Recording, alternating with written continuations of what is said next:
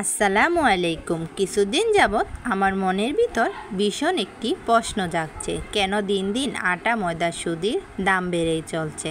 তাই চলে গেলাম আমাদের ঢাকার সংসদ ভবনে এবং যেতে যেতে রাস্তার দু সাইডে কি সুন্দর ফুল দিয়ে মানুষ বিক্রি করছে, আর অনেকেও কিনছে এবং অনেকের প্রিয়জনকেও দিচ্ছে। আমি আমার জামাইয়ের দিকে তাকিয়ে রইলাম, উনি আবার মুচকি হেসে চলে গেল। আমার সেই কপাল নাই রে ভাই ফুল দেওয়ার। যাই হোক, মনের দুঃখে হাঁটতে লাগলাম।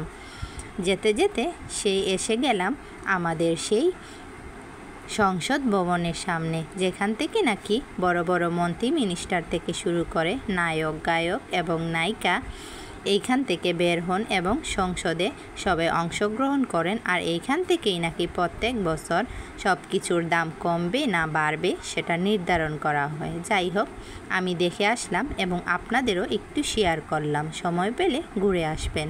তারপর মনটা উতলা হয়ে গেল, ভালো লাগছিল না, চলে যাব বাসায়। সেই সময় জামাই বলল, চলো তোমাকে নিয়ে আসি একটা জায়গা থেকে ঘুরে। তোমাকে তো আর পদ্মা সেতু দেখাতে পারলাম না, চলো চন্দ্রিমা উদ্যানের নিয়ে যাব এবং এইখানে একটা সুন্দর ব্রিজ আছে, তোমাকে দেখিয়ে দিব। যেতে যেতে ঢুকে পড়লাম চন্দ্রিমা উদ্যানে এবং উঠলাম সেই ব্রিজটার উপর। বাহ, দারুণ লাগলো। চারিদিকে যেমন সবুজ এবং ব্রিজটার উপরে উঠে আমার তো বেশ লাগলো। ঢুকে গেলাম, ঢুকেই দেখি কি সুন্দর সবুজ, মানুষ কি সুন্দর হাঁটছে, খোলামেলা পরিবেশে খেলাধুলা করছে। তারপর একটা উঁচু স্থানে উঠে গেলাম।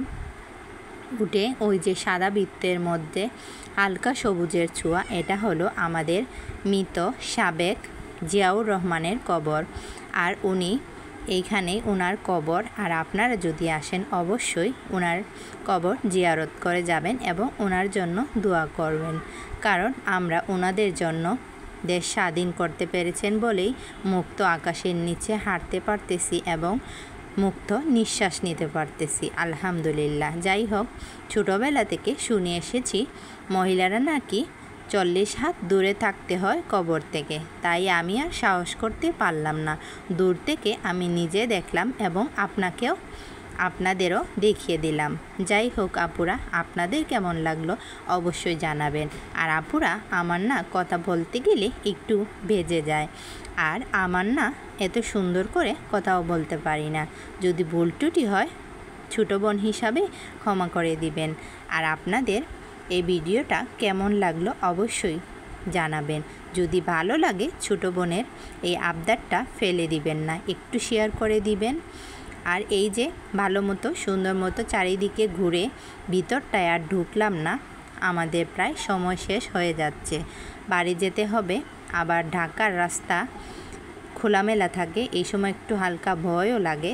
তাই আস্তে আস্তে রওনা দেওয়ার জন্য বের হয়ে পড়ব। উঁচু স্থান থেকে আস্তে আস্তে নিচে নেমে আসলাম এবং কি সুন্দর মন চাচ্ছিল এখানে কিছুক্ষণ বসি। যাক, আর বসতে পারলাম না। হাঁটতে হাঁটতে দেখি গাছের মধ্যে ফুল ফুটে আছে, তাই আর নিজেকে সামলে রাখতে পারলাম না, কয়টা ছিঁড়ে হাতে নিয়ে নিলাম। আর চারিদিকে এরকম ঝুপঝুপ ফুল এবং ভিতরে অনেক সুন্দর জায়গা আছে, আমরা আর ভিতরে ঢুকলাম না। আর আপনারা আসলে অবশ্যই সতর্ক থাকবেন, মোবাইল এবং আপনাদের পার্সগুলি সাবধানে রাখবেন।